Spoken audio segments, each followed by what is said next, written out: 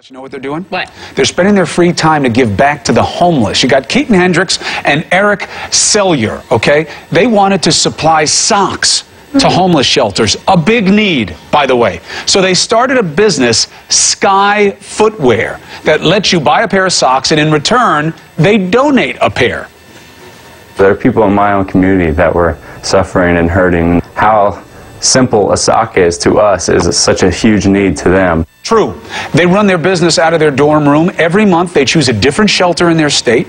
They've donated more than 2,000 pairs to date. And by the way, they picked a good product. Have you noticed that socks have made a huge comeback? Yes, my husband has many interesting colored socks. Right? But now I'm going to buy them from there. Why not, right? Why If not? you're going to make a commercial choice, why not make one that is actually giving back? That is not what I thought you would say college kids are doing in their spare time. I was thinking more keg stands, That's but why I'm it's very the good happy stuff. to see that. That's why it's the good stuff this morning. All right, so we have special coverage of FBI Director James Comey testifying before Congress. It's going to begin right now with Wolf Blitzer and Jake Tapper. We've been calling you guys the big dogs The big to bring guys. us the big story.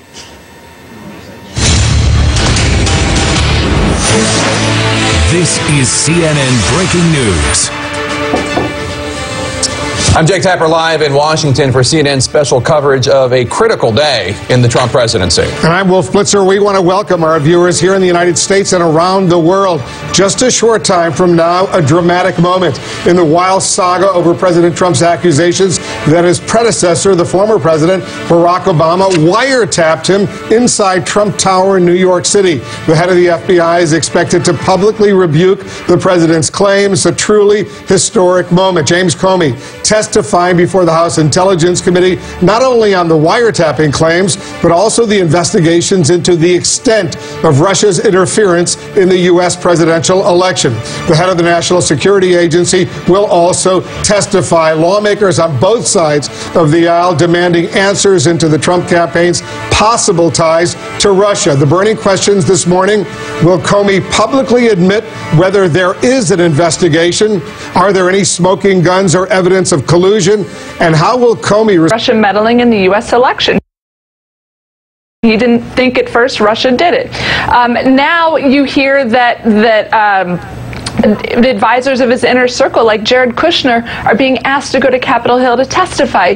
You hear that the FBI is investigating collusion, potential collusion, between Russia and Trump associates during the campaign. You hear his former national security advisor wants immunity to be able to talk to Congress. Immunity for what? We don't know.